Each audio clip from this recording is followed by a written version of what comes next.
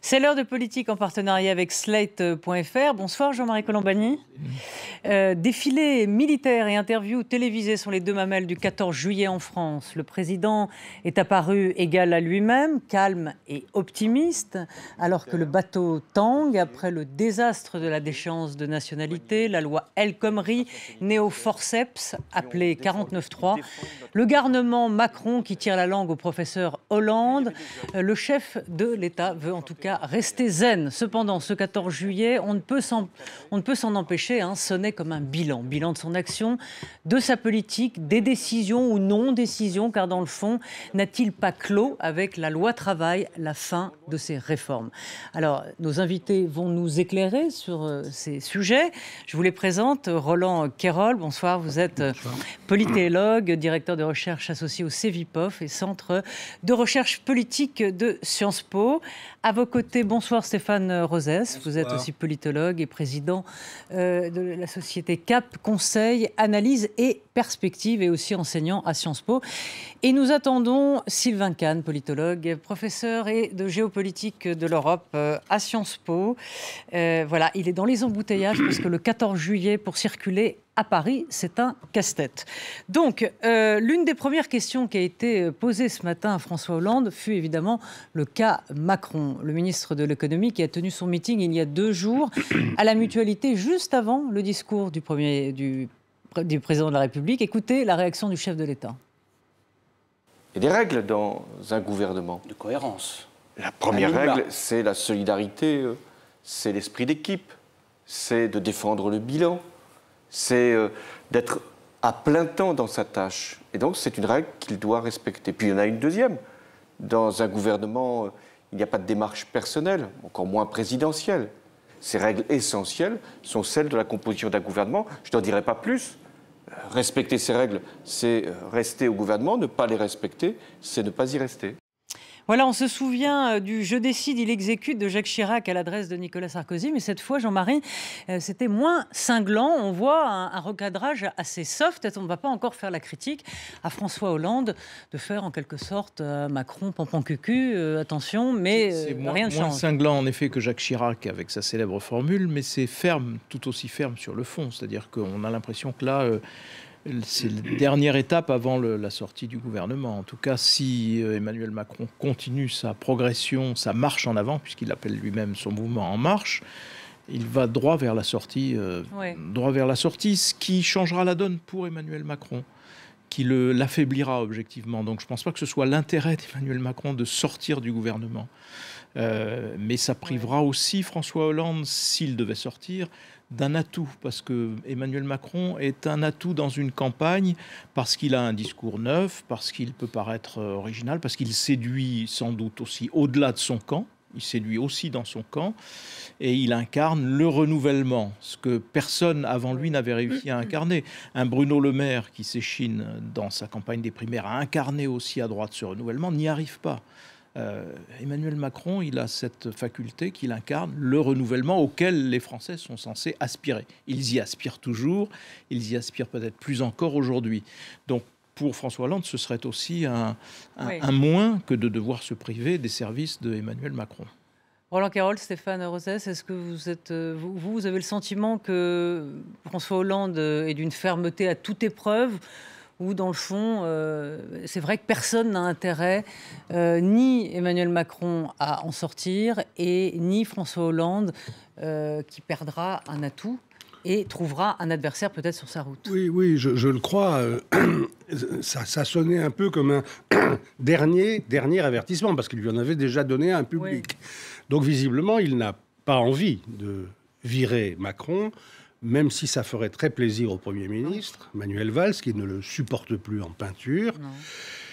Et donc, c'est quand même pas mal d'arriver à trouver que l'esprit d'équipe et le manque d'ambition personnelle continuent à caractériser Macron. Ça, c'est quand même assez sympathique à l'égard d'Emmanuel Macron.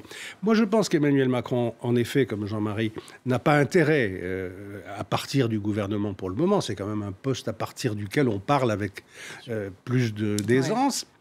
Et je pense que ce n'est pas non plus l'intérêt de François Hollande. Il occupe, Macron, un espace politique qui est celui, en effet, du renouveau, celui surtout de quelqu'un qui mord dans les sondages plus à droite qu'à gauche, et qui n'arrête pas de dire qu'il faut oublier un peu ces vieilles lunes pour faire le rassemblement de tous les progressistes, qu'ils soient de gauche ou de droite. Et ça risque bien d'être le thème de la campagne présidentielle de Hollande, s'il y va. Donc c'est pas mal que quelqu'un prépare ce terrain. L'inconvénient, c'est l'envie visible d'Emmanuel Macron d'y aller lui-même. Ouais. Autrement dit, la guerre, ce sera vraiment s'il dit le mot candidat. S'il dit « je suis candidat », là, il sera viré. C'est surtout Et surtout s'il est candidat, alors que François Hollande, il ne l'a pas dit, dit lui-même qu'il y va. C'est surtout le calcul d'Emmanuel Macron, comme le calcul d'autres personnes aujourd'hui sur la scène politique, c'est que François Hollande serait empêché d'y aller. Faute d'avoir inversé la courbe du chômage, faute d'avoir retrouvé un minimum d'assises dans le sondage. Oui. C'est plutôt la courbe des sondages en l'espèce. Et donc, faisant ce calcul, il avance. Et en même temps, je pense qu'il se trompe en termes de calcul, mais c'est un autre sujet. Stéphane Rosès, est-ce qu'en bon prince florentin, qu'est François Hollande, tactiquement, est-ce que la compétition entre Manuel Valls et Emmanuel Macron, finalement, ne l'arrange pas? Il est au sein d'une triangulation oui, il peut sortir ses marrons du feu. Les arguments qui viennent d'être échangés sont très justes sur les avantages de l'un et de l'autre. Et en même temps, tactiquement, c'est juste ce que vous dites. Et en même temps, c'est pas très agréable pour François Hollande parce qu'il doit bien sentir que, comme le disait Jean-Marie Colombani, c'est l'incertitude même sur François Hollande qui fait la posture de Macron qui sort du bois, ou celle de Jean-Christophe Cambadélis, ça n'a pas été l'objet, d'ailleurs bizarrement, qui a tant insisté pour qu'il y ait une primaire. Il y avait ça aussi derrière cette idée. Donc c'est pas très agréable, et c'est pas très agréable de se dire que le jeune homme qui doit tout au président pourrait avoir des velléités. Et en même temps, on comprend le président. Emmanuel Macron n'a rien dit lors de sa grande réunion. On pensait qu'il allait franchir le Rubicon. Il a précisé son ambiguïté. Il a utilisé des termes qui laissent ouverts toutes les options, dont celle, évidemment, qu'il pourrait être utile à François Hollande. Par contre, évidemment, au cas où François Hollande n'y allait pas, il serait sans doute incité à y franchir. Alors, évidemment, il y a un trait particulier lié à la personnalité d'Emmanuel Macron, quelqu'un d'une grande intelligence, d'une grande finesse, mais lorsqu'on lui a proposé dans le passé de rentrer vraiment en politique, de mettre les mains dans le cambouis, il a esquivé. Donc, qu'est-ce qu'Emmanuel Macron? Qu'est-ce que son mouvement? N'est-ce pas finalement une façon d'avoir le beurre et l'argent du beurre, d'être dans le cœur des Français, dans l'opinion, sans réellement avoir à aller au combat?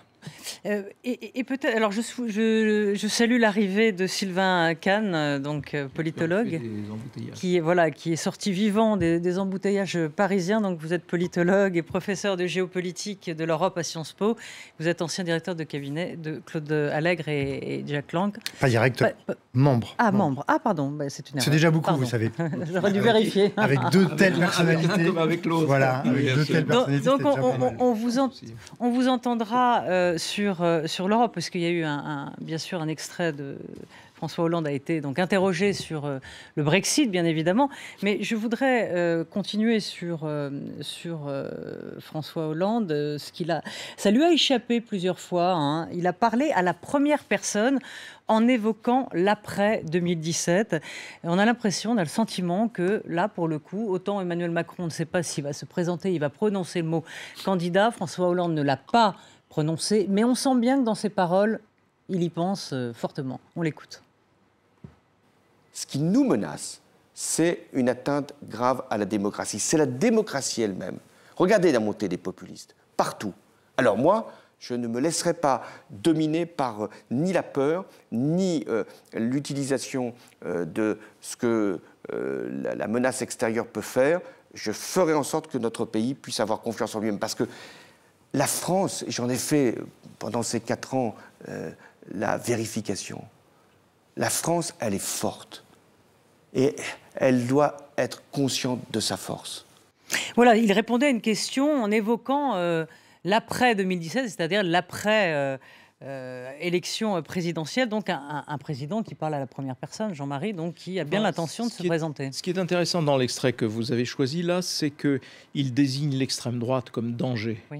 Donc d'ailleurs, il y a très peu de choses contre la droite dans l'intervention télévisée d'aujourd'hui, mais beaucoup d'arguments qui ciblent l'extrême droite. Donc ça renvoie directement à une bataille de premier tour, puisque au fond, la bataille de premier tour, le candidat de la droite, on sait qu'il sera qualifié. En gros, aujourd'hui, on peut difficilement en douter. En revanche, il y a plus qu'une incertitude majeure sur la présence de la gauche au second tour, et que tout le monde programme au contraire l'extrême droite présente au second tour. Et donc là, l'argument qu'il a asséné, c'est l'argument sur le risque démocratique, et ça vise les populistes, l'extrême droite, etc. Sylvain Kahn, le populisme, un vrai danger, bien sûr, pour on le voit aux États-Unis avec la tribu des blonds, hein, Donald Trump, Marine Le Pen. Et on le voit très bien en Europe. Puis le Brexit avec Johnson. Bien sûr, le fait que Johnson soit nommé ministre des Affaires étrangères du gouvernement britannique montre quelque chose qu'on voit déjà bien dans un certain nombre de pays nordiques et de pays d'Europe centrale et orientale, à savoir que quand bien même le populisme, et en particulier de droite extrême, est minoritaire dans les urnes, une minorité certes importante mais minoritaire, il a tendance à coloniser le discours des partis de gouvernement. Et le fait que Boris Johnson soit là après avoir épousé un certain nombre de thèses de Nigel Farage, qui était le leader le plus populiste du Brexit, en témoigne. Et également la nomination de David Davis sur un nouveau poste ministériel, qui est celui de secrétaire d'État au Brexit. Voilà, c'est la grande nouveauté du gouvernement britannique de Theresa May, sachant que lui, il a carrément été, pendant toute la campagne, aux côtés de Nigel Farage. Il n'était pas aux côtés de Johnson. Donc oui, effectivement, on peut tout à fait comprendre que le président Hollande, au-delà des considérations tactiques qui viennent d'être évoquées par Jean-Marie Colombani, considère qu'il y a là un adversaire qui prend de plus en plus de poids. Oui. Un François Hollande qui dans le fond, imagine qu'il peut encore gagner. Et alors, il a expliqué qu'il déciderait en janvier. La date, bien sûr, n'est pas liée au hasard. On saura en décembre qui est le candidat des Républicains. Est-ce que c'est lié? Est-ce que son destin, dans le fond, de candidat est lié à la personnalité qui sera désignée à droite? Sur le fond, je ne le crois pas, et je ne crois pas d'ailleurs que ça soit réellement dans son esprit. Il voit un avantage, même si pour le pays ça peut être un danger, qui est une reconduction du débat Sarkozy-Hollande. Il y voit un avantage, mais je crois qu'il voit également les faiblesses d'Alain Juppé, notamment dans son affaiblissement dû au fait que les contestations sur la loi travail ont déporté le débat de la question sociale à la question identitaire, où Alain Juppé, pour des raisons diverses, est un peu moins à l'aise. Donc, dans son état d'esprit, tactiquement, ni stratégiquement, je crois que c'est lié. Effectivement, Jean-Marie Colombani l'a dit, il a insisté sur, attention, l'extrême droite, c'est la remise en cause du modèle républicain. Mais il a également dit, même si c'était moins tonitruant, attention, la droite, c'est la remise en cause du modèle social. Ouais. Et on voit bien, finalement, qu'il joue les équilibristes. Roland Quérol l'a dit dans La Tempête, il montre qu'il est placide et tout ça. Et il pense qu'il va pouvoir se faufiler entre les gouttes pour finalement être celui qui à la fois incarne la réforme du modèle social sans le déliter et le meilleur adversaire face à Marine Le Pen, puisqu'effectivement, dès maintenant, et ce sera le sujet du premier tour, il veut apparaître comme celui qui va apparaître comme le rempart.